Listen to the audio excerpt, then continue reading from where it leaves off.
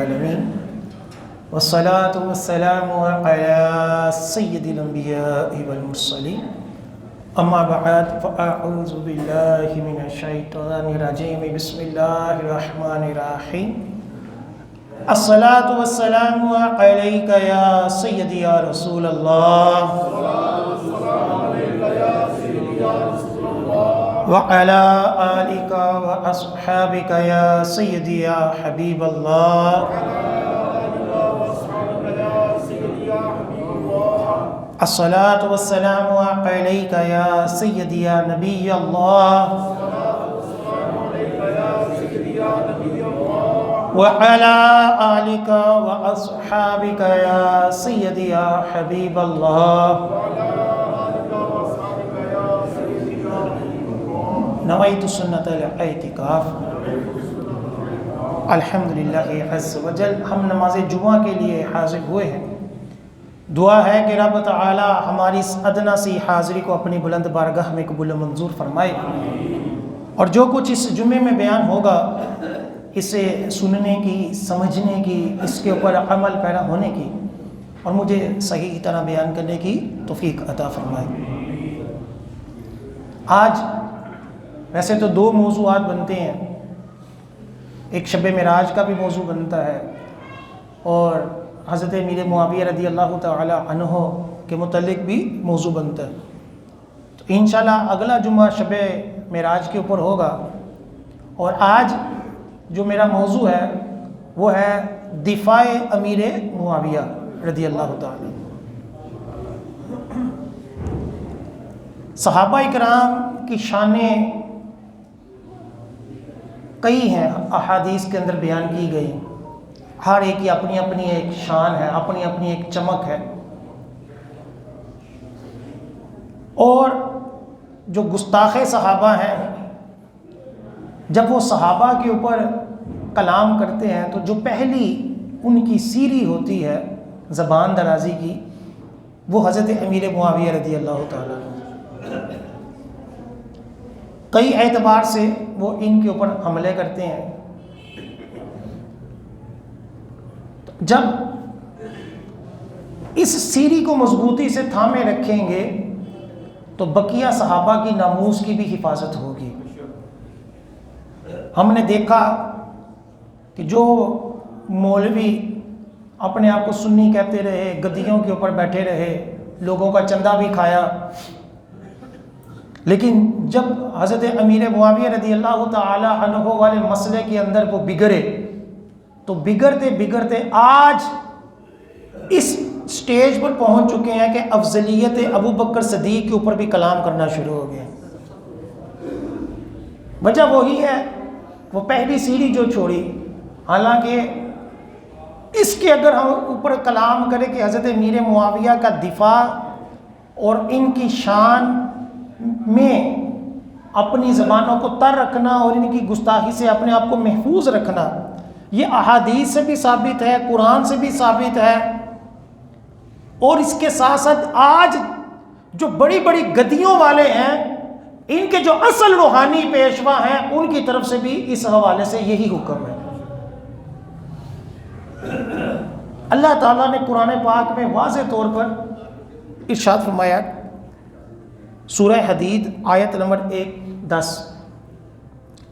اللہ تعالیٰ نے فرمایا، اور تمہیں کیا ہے کہ اللہ کی راہ میں خرچ نہ کرو، کہ اللہ کی راہ میں کیوں نہیں خرچ کرتے، حالانکہ آسمانوں اور زمین میں سب کا وارث جو ہے وہ اللہ ہے،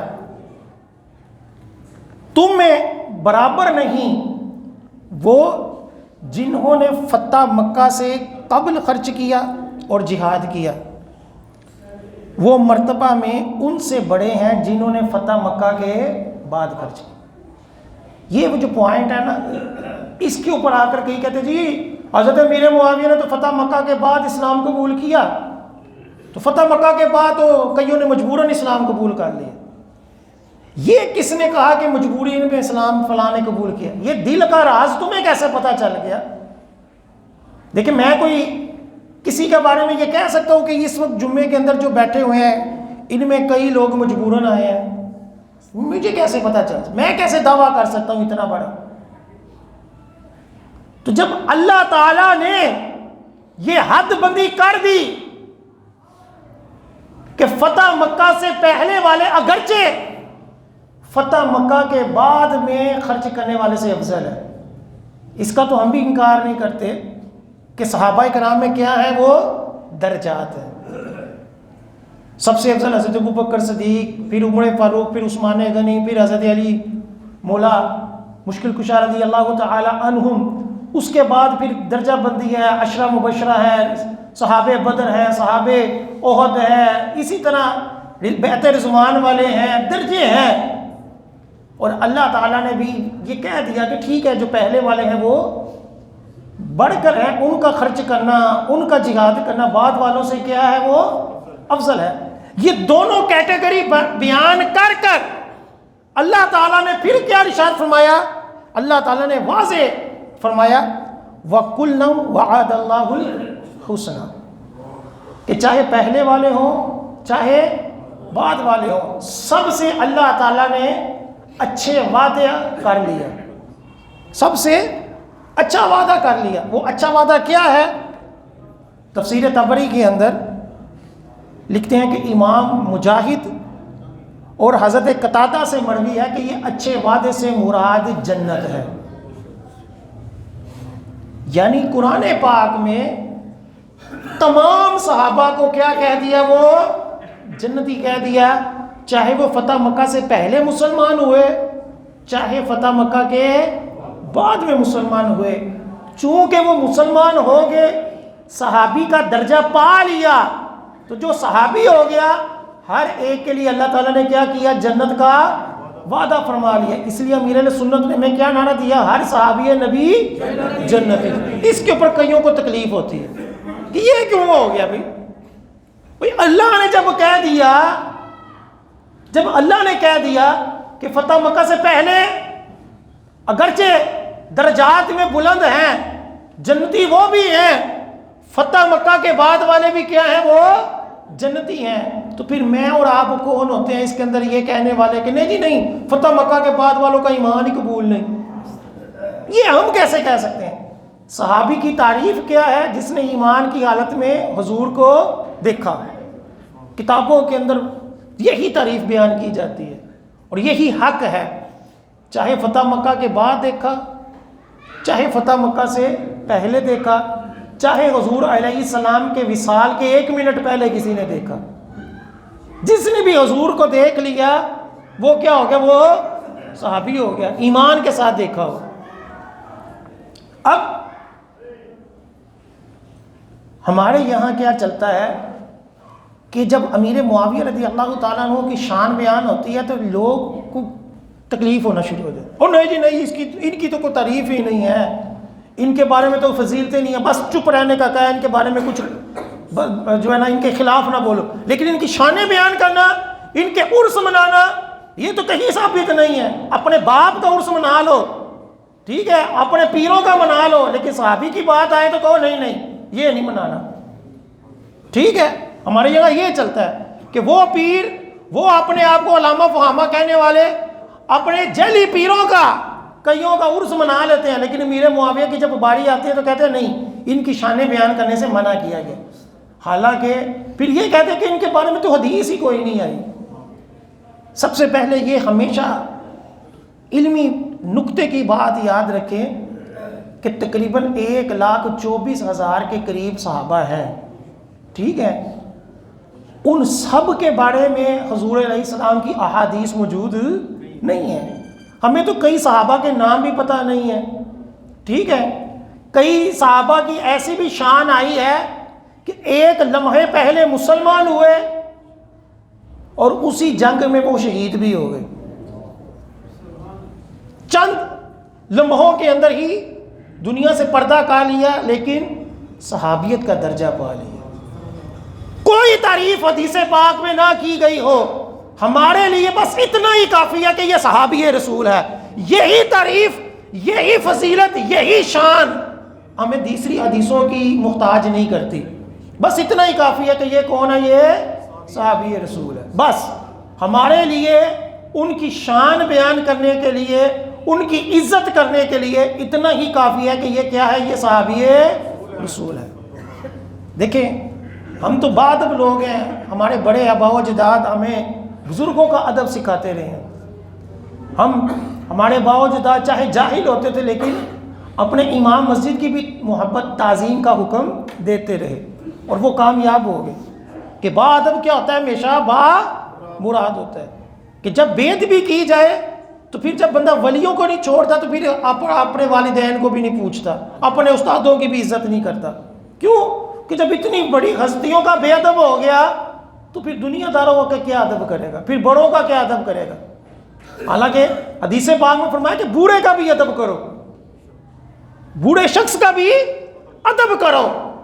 عالم، ولی، صحابی، نبی، ان کے مقام تو اور آگے ہیں، والدین ان کا مقام اور ہے، لیکن اسلام کیا کہتا ہے، اپنے بڑوں کا بھی ادب کرو، چھوٹوں کے اوپر کیا کرو، شفقت کرو۔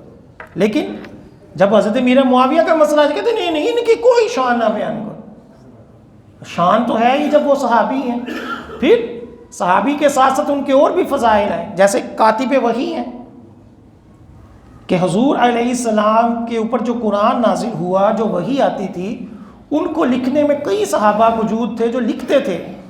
انہی کے اندر کون ہے، حضرت امیر معاویہ رضی اللہ تعالیٰ۔ چنانچہ صحیح مسلم کی حدیث پاک ہے، اتنی مستند حدیث پاک کہ سیدنا معاویہ رضی اللہ تعالیٰ عنہ جب مسلمان ہوئے تو آپ کے والد نے حضور علیہ السلام کی بارگاہ میں عرض کی، اے اللہ کے نبی، میرے بیٹے کو اپنا کاتب بنا لیجئے۔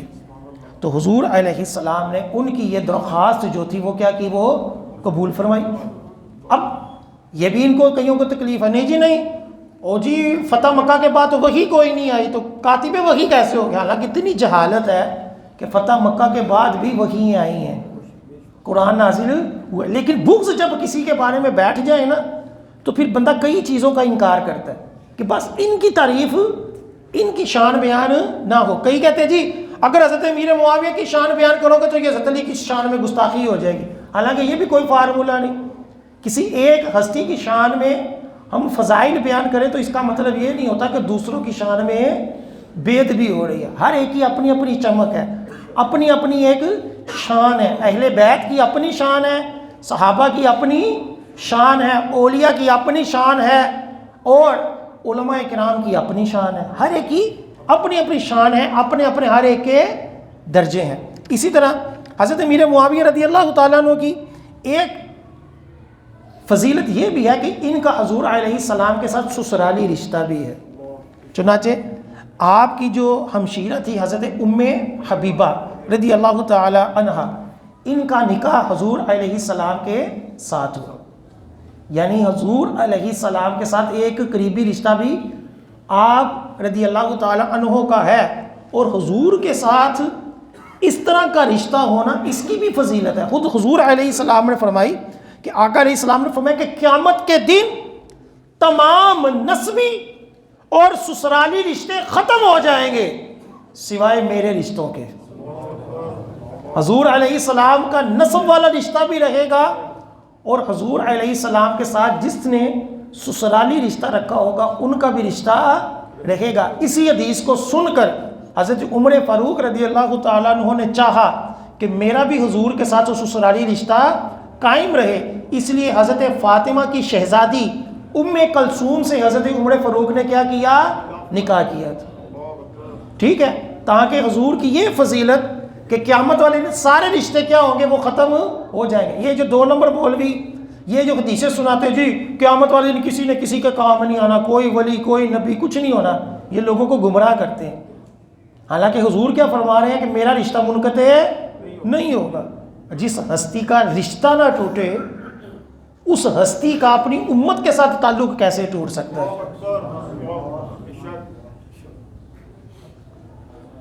وہ شروع کے دور میں جب قیامت شروع ہوگی تو ہر ایک کو اپنی اپنی فکر ہوگی، لیکن جیسے جیسے لوگ عام مسلمان بھی جنت میں جاتے جائیں گے، اللہ تعالیٰ ان کے دلوں میں اپنے والدین کی محبت ڈال دے گا، اپنے رشتہ داروں کی محبت ڈالے، تو ہر جنتی یہ کوشش کرے گا کہ میں کسی طریقے سے اپنے رشتہ داروں کو بھی جنت میں لے آؤں.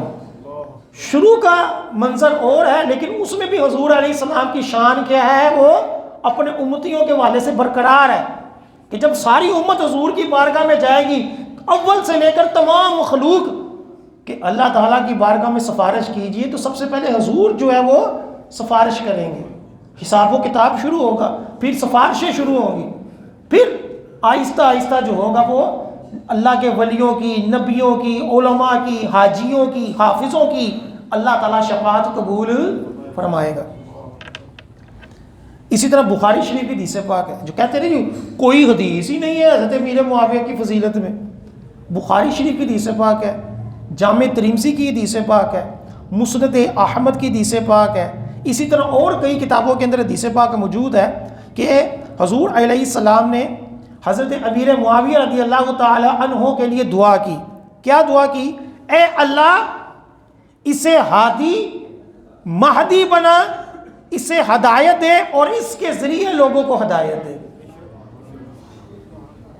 یہ کوئی فضیلت کم ہے کہ جس کو حضور علیہ السلام ہادی ہونے کی دعا مانگ لیں، اور ایسا ہادی کہ خود بھی ہدایت پر ہے اور لوگوں کو بھی ہدایت پر چلاتا ہے. ایک بندہ ہوتا ہے کہ وہ خود نیک ہے لیکن لوگوں کو نیک نہیں بناتا، دین کی تبلیغ نہیں کرتا. حضور علیہ السلام نے کتنی پیاری دعا مانگی، ہادی و مہدی. ہمارے یہاں جب امام مہدی ہے نا، ان کو کہتے ہیں امام مہدی. مہندی لفظ غلط ہے، اصل لفظ کیا ہے؟ مہدی. ہادی اور مہدی. ہادی کا مطلب ہوتا ہے، یہ اس میں فاعل ہے کہ ہدایت دینے والا، اور مہدی وہ ہوتا ہے کہ جو خود ہدایت یافتہ ہو. تو امام مہدی کو کیا کہتے ہیں کہ وہ امام ہے کہ جو اپنی ذات میں ہدایت یافتہ ہے، اس لیے اصل تلفظ مہدی ہے. تو حضور علیہ السلام نے حضرت امیر معاویہ رضی اللہ تعالیٰ عنہ کے لیے کیا دعا مانگی؟ اے مولا ان کو ہادی اور مہدی بنا. اسی طرح ایک اور حدیث پاک جو امام احمد نے، صحیح حدیث پاک امام بخاری نے اور دیگر علماء نے اپنی کتاب میں نقل کی کہ حضور علیہ السلام نے دعا کی، اے اللہ امیر معاویہ کو حساب سکھا اور اسے عذاب سے بچا. اے اللہ امیر معاویہ کو حساب سکھا اور ان کو عذاب سے بچا. ہدایت ہونے کی بھی دعا مانگ لی، عذاب سے بھی دعا مانگ لی. اب جب اتنی واضح حدیثیں ہیں اور قرآن میں سب صحابہ کے لیے جنتی ہونے کی بشارت ہے، اتنی ہی بات سمجھدار کے لیے، ایمان والے کے لیے کیا ہے؟ وہ کافی ہے کہ یار سب صحابی جنتی ہیں. اور دوسرا یہ کہ حضرت امیر معاویہ کے کئی رشتے حضور علیہ السلام سے ہیں، کاتب وحی بھی ہیں. حضور علیہ السلام نے ان کے ہادی اور مہدی ہونے کی کیا کی؟ دعا کی، اور ان کے لیے عذاب جہنم سے پناہ کی بھی دعا فرما دی. حضور جو دعا مانگ لے وہ کیا ہے؟ وہ کبھی رد نہیں ہوتی، وہ قبول ہی قبول ہے. اب اتنی واضح حدیث سے، اتنی واضح دلائل کے باوجود وہ جو ضعیف باتیں یا موضوع باتیں تاریخ کی کتابوں میں لکھی ہوئی ہیں، ان کو لے کر 2 نمبر مولوی کیا کرتے ہیں؟ صحابہ کے اوپر کیا کرتے ہیں؟ وہ تان کرتے ہیں، الزام لگاتے ہیں. کوئی حضرت عمر فاروق کے اوپر الزام لگا رہا ہے، کوئی حضرت ابوبکر صدیق کے اوپر لگا رہا ہے، کوئی حضرت امیر معاویہ کے اوپر لگا رہا ہے. اس طرح صحابہ کرام کی کیا کرتے ہیں؟ کردار کشی کرتے ہیں. ہمیشہ یہ اصول یاد رکھیے گا کہ قرآن کے خلاف اگر حدیث ہو، بالفرض قرآن کے خلاف اگر حدیث ہو تو وہ حدیث قابل اعتبار نہیں ہوتی کہ قرآن مضبوط ہے، قرآن اول ہے. ٹھیک ہے، اگر حدیث کے مقابل صحابی کا قول ہو، حدیث کے مقابل حدیث کے خلاف ہے، تو پھر کس کو ترجیح ہوتی ہے؟ حدیث کو ترجیح ہوتی ہے.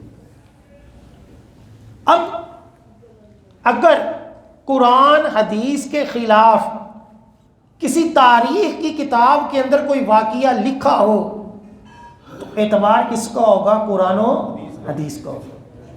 ہر لکھی ہوئی بات قابل قبول نہیں ہوتی.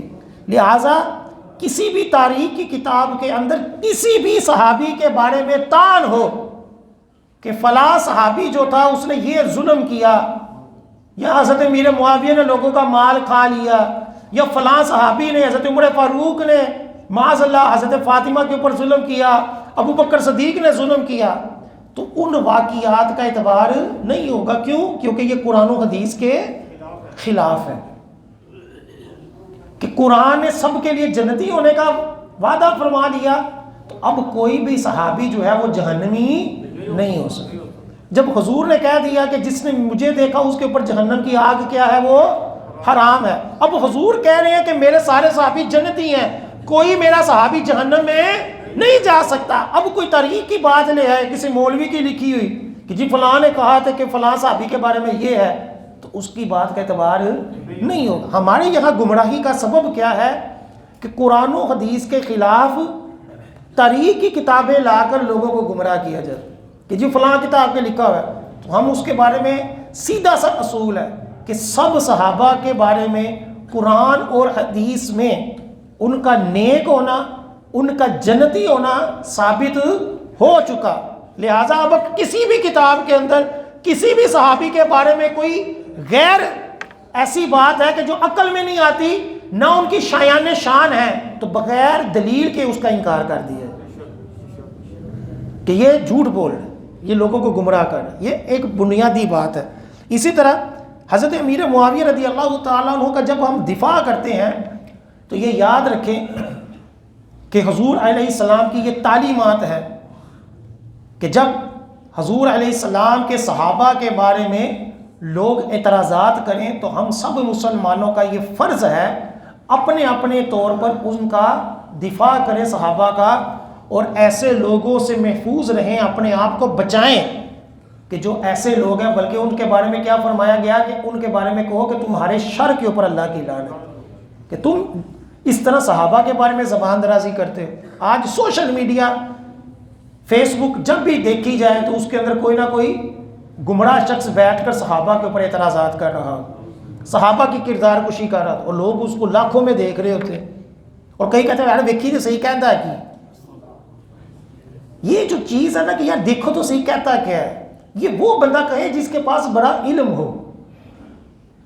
حدیث پاک میں فرمایا گیا کہ جب دجال نکلے گا نا، دجال قیامت کے قریب ایک بڑی نشانی دجال کی ہے، جو خدا ہونے کا کیا کرے گا، دعویٰ کرے گا، اور لوگوں کو کرتب دکھائے گا، آگ دکھائے گا، باغ دکھائے گا، اور کہے گا کہ جو میرے اوپر ایمان لائے گا اس کے لیے یہ کیا ہے، یہ باغ ہے، جنت ہے، اور جو میری بات نہیں مانے گا اس کے لیے کیا ہے، یہ آگ ہے۔ تو جو اس کے اوپر ایمان لائے گا اس کو باغ میں ڈالے گا، حالانکہ وہ کیا ہوگی، وہ جہنم ہوگی، اور جو اس کی بات کا انکار کرے گا، اس کو خدا نہیں مانے گا، اس کو وہ اپنی طرف سے آگ میں ڈالے گا، لیکن وہ بندہ جنت میں جائے گا۔ اب جب وہ دعویٰ کرے گا تو حدیث پاک میں فرمایا کہ ایک مضبوط ایمان والا وہ کہے گا کہ میں جا کر اس سے بات کرتا ہوں، میں دیکھتا ہوں کہ یہ کہتا کیا ہے۔ کیا کہے گا کہ میں اس سے جا کر بات کرتا ہوں، میں دیکھتا ہوں کہ یہ کہتا کیا ہے۔ تو آقا علیہ السلام نے فرمایا سب سے پہلا شخص جو دجال کے اوپر ایمان لانے والا ہوگا یہ وہ شخص ہوگا جو نکلا کس طور پر تھا کہ میں دیکھوں کہ کہتا کیا ہے، حالانکہ مسلمان تھا، ایمان والا تھا، لیکن اس کے فریب کے اندر آ گیا۔ آج گمراہی کی وجہ یہی ہے کہ ہم دیکھتے ہیں یار دیکھیے جیسے ہی کہنا کی۔ کبھی ایسا ہوا ہے کہ کوئی بندہ ہمارے باپ کو گالی نکالے تو ہم اس کے پاس جا کے دیکھیے کہ یار گالا کے لیے کاٹ دے، دیکھ کے کتے آئیے کہ کاٹ دے، ایسا تھوڑی ہوتا، ہم اس سے نفرت کرتے ہیں کہ یار تیرا میرا رشتہ ہی کوئی نہیں، کہ تو میرے باپ کا بے ادب ہے۔ تو ہمارے لاکھوں باپوں سے بڑھ کر مقام و مرتبہ کن کا ہے؟ ان بزرگ ہستیوں کا مقام و مرتبہ ہے، ان کے صدقے آج ہم مسلمان ہیں۔ انہوں نے حضور علیہ السلام کی خاطر اپنی جانوں کے نذرانے پیش کیے، انہوں نے اپنے گھر بار کو لٹایا۔ آج حضور علیہ السلام کی امت کی یہ جو شان ہے یہ ان صحابہ کرام کے صدقے ہے، اور حضور نے اپنی ان صحابہ کے اوپر فخر کیا، اپنے صحابہ کی شان بیان کی۔ تو ہم میں سے کوئی اللہ نہ کرے بدبخت جو ہو ان کے اوپر زبان درازی کرے، تو سب سے پہلے جس صحابی کے اوپر کلام کیا جاتا ہے زبان درازی شروع کی جاتی ہے وہ کون ہے؟ حضرت امیر معاویہ. اور حضرت امیر معاویہ رضی اللہ تعالیٰ عنہ کے بارے میں سب سے بڑا جو پوائنٹ اعتراض والا لیا جاتا ہے وہ حضرت عمار بن یاسر رضی اللہ تعالیٰ عنہ کی شہادت کا واقعہ ہے. اور اسی کو پوائنٹ سب سے زیادہ بنایا جاتا ہے کہ دیکھو جی حضرت عمار بن یاسر جو صحابی رسول تھے ان کو شہید کیا گیا اور ان کو شہید حضرت امیر معاویہ نے کیا. آج اس کے اوپر میں اسپیشل کلام کرنا چاہوں گا. سب سے پہلے میں وہ حدیث سناتا ہوں جو حضور علیہ السلام نے فرمائی. چنانچہ بخاری شریف کی حدیث پاک ہے کہ جب حضرت عمار بن یاسر کے پاس سے حضور گزرے تو فرمایا کہ عمار رضی اللہ تعالی عنہ کی اس حالت پر افسوس ہے کہ ان کو باغیوں کا ایک گروہ قتل کرے گا. عمار تم انہیں جنت کی طرف بلاؤ گے اور وہ تمہیں جہنم کی طرف بلائیں گے. اب ہوا یہ کہ حضرت امیر معاویہ رضی اللہ تعالیٰ عنہ اور حضرت علی رضی اللہ تعالیٰ عنہ کا جب آپس میں اختلاف ہوا حضرت عثمان غنی کی شہادت پر کہ حضرت امیر معاویہ جو تھے وہ حضرت عثمان غنی کی طرف سے وکیل تھے کہ جن لوگوں نے حضرت عثمان غنی کو شہید کیا ہے ان کو بطور قصاص قتل کیا جائے. حضرت علی بھی کہتے تھے کہ ان کو قتل کیا جائے گا لیکن ابھی حالات ٹھیک نہیں ہیں. اس کے اوپر ان دونوں ہستیوں کا آپس میں کیا ہو گیا؟ اختلاف ہو گیا اور کرتے کرتے بات جو تھی وہ لڑائی تک آ گئی.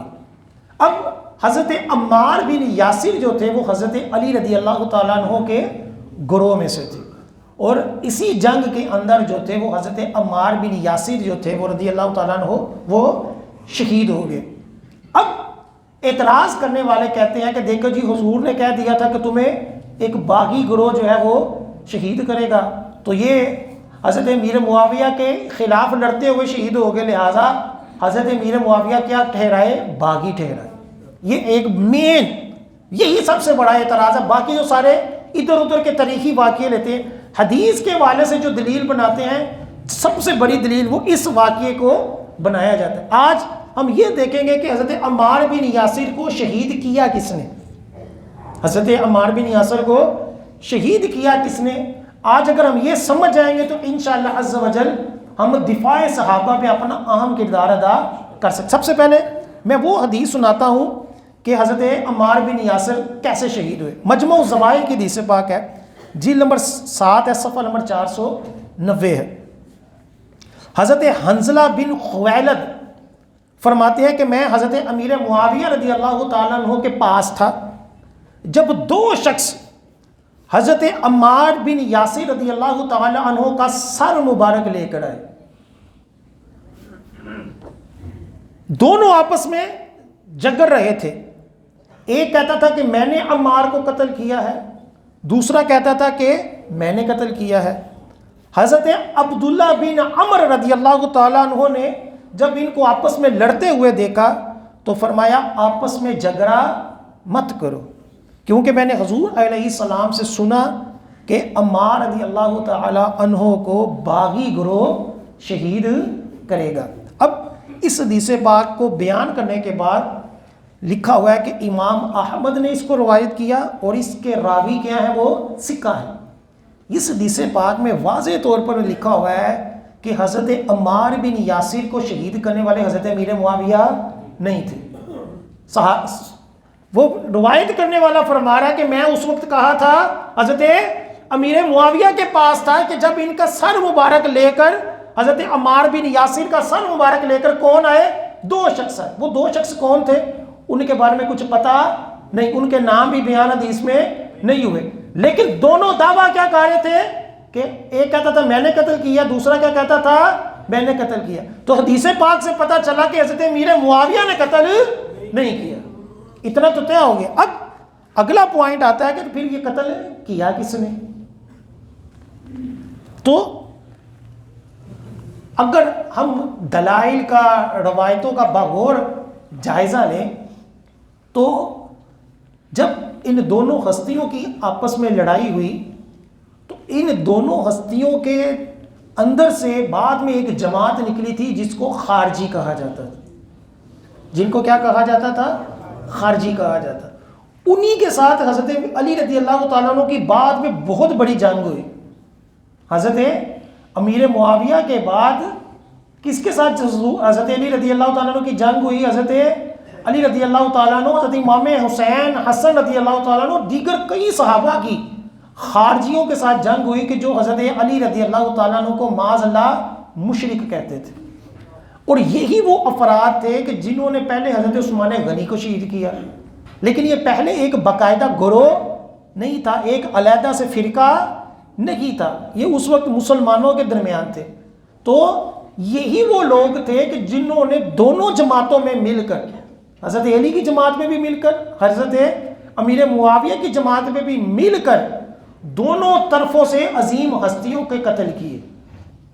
کہ جب حضرت علی رضی اللہ تعالیٰ عنہ کی جماعت میں جو شہید ہوئے وہ بھی عظیم ہستیاں تھیں، اور جو حضرت ابو بکر صدیق رضی اللہ تعالیٰ عنہ کئی جو تھے ان کے اوپر ان کو دیکھ کر تابع ہوئے تھے، کئی حضرت عمر فاروق کو دیکھنے والے تھے، کئی ایسی ہستیاں تھیں کہ جو ان جنگوں کے اندر دونوں طرفوں سے شہید ہوئی، بلکہ کئی صحابہ بھی شہید ہوئے. تو ان کو بھی شہید کرنے والے کون تھے؟ وہ صحابی نہیں تھے بلکہ وہ یہی خارجی لوگ تھے. یہ میں آگے انشاءاللہ مزید اس کے اوپر کلام کروں گا، دلائل دوں گا. وجہ کیا ہے کہ حضور علیہ السلام کی جو بخاری شریف کی حدیث حضرت عمار بن یاسر کے بارے میں آئی ہے، اس کے اندر حضور نے فرمایا کہ یہ تمہیں جہنم کی طرف بلانے والے ہوگے اور تم ان کو کیا کرو گے؟ جنت کی طرف بلانے والے ہوگے. اب اگر حضرت امیر معاویہ رضی اللہ تعالی عنہ معاذ اللہ یہ حضرت عمار بن یاسر کے قاتل ہوتے تو یہ تو پھر دیگر حدیثوں کے خلاف ہو جاتا. کیوں؟ کیونکہ حضور علیہ السلام نے تو اپنے سب صحابہ کو جنتی کہا ہے، قرآن میں بھی جنتی کہا ہے، تو پھر حضرت امیر معاویہ والے جہنم کی طرف کیسے بلانے والے ہو جائیں گے؟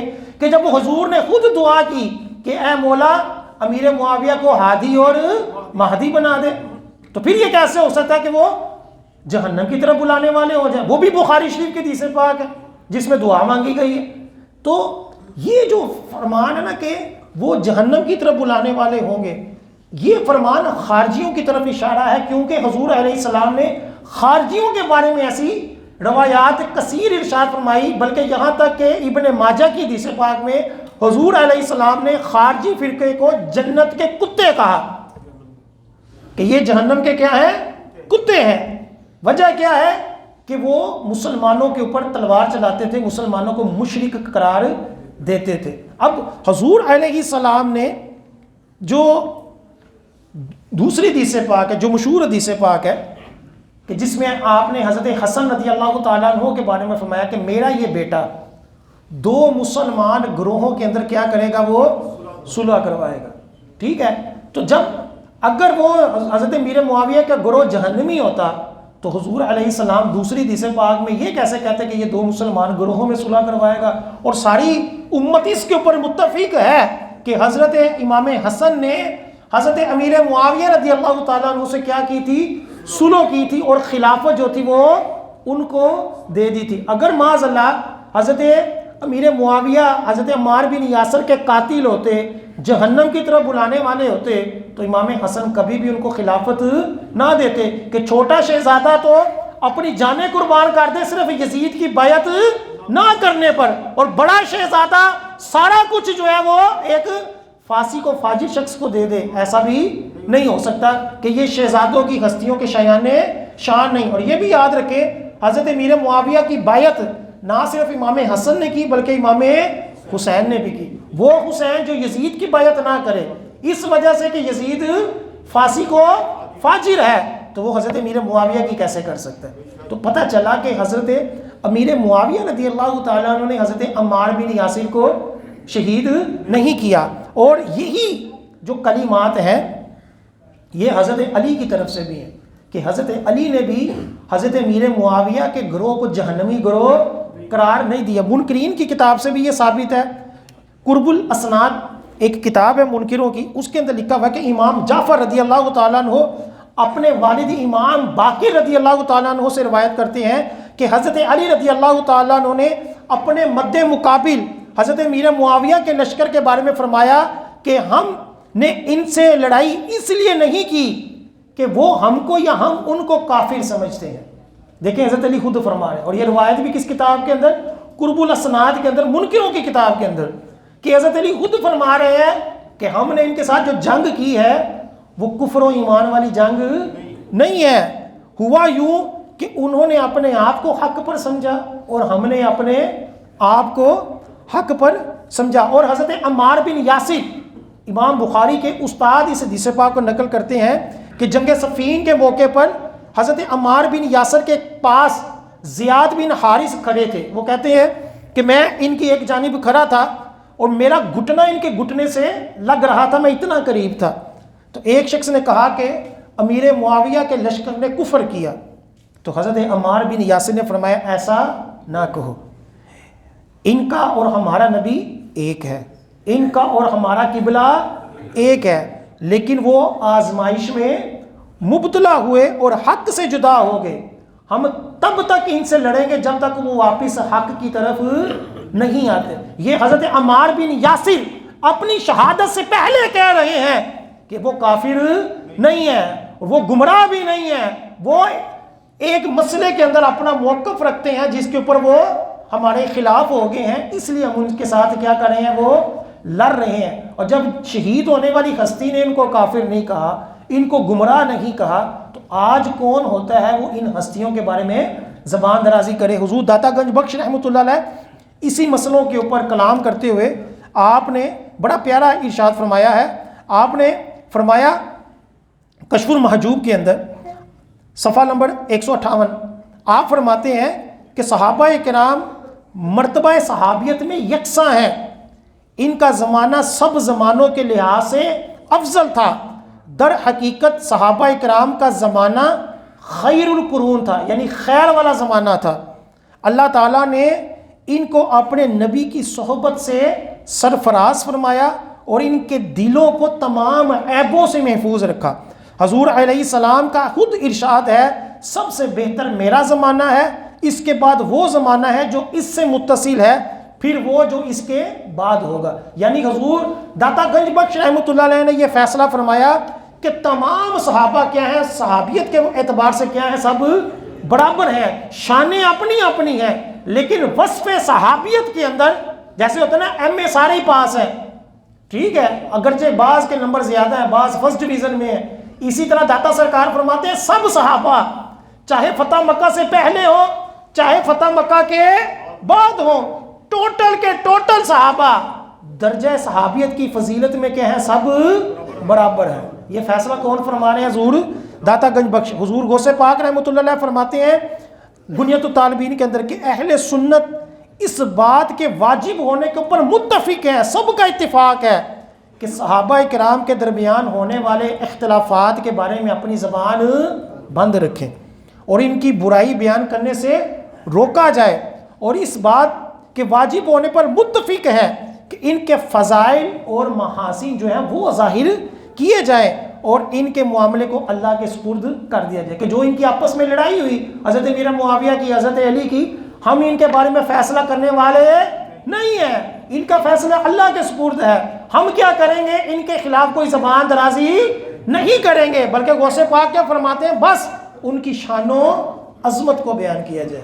لہٰذا حضرت امیر معاویہ ہو یا کوئی بھی صحابی ہو، کسی کے بارے میں بھی کوئی بھی بندہ کسی اعتبار سے اعتراض کرے تو اس کی بات کا قطعاً اعتبار کرنا جائز نہیں ہے، بلکہ یہی کہا جائے کہ ہمارے حضور علیہ السلام، صحابہ کرام، ہمارے اولیاء کرام، ہمارے بزرگان دین، ہمارے علماء کرام سب نے یہ فیصلہ کر دیا ہوا ہے کہ تمام کے تمام صحابہ کیا ہیں، جنتی ہیں، وہ فضیلت کے اندر ہیں، اور ان کی صرف اور صرف کیا بیان کرنی ہے، شان بیان کرنی ہے، ان کے اوپر اعتراض نہیں کرنا. یہی داتا سرکار کی تعلیمات ہیں، یہی حضور غوث پاک کی ہیں، یہی دیگر علماء مشائخ محدثین سب کی ہیں. اللہ تعالی ہم سب صحابہ کرام کا ادب و احترام کرنے کی توفیق عطا فرمائے اور ان کے صدقے ہماری مغفرت فرمائے. آمین ثم آمین. ابھی اذان ہوگی، اس کے بعد آپ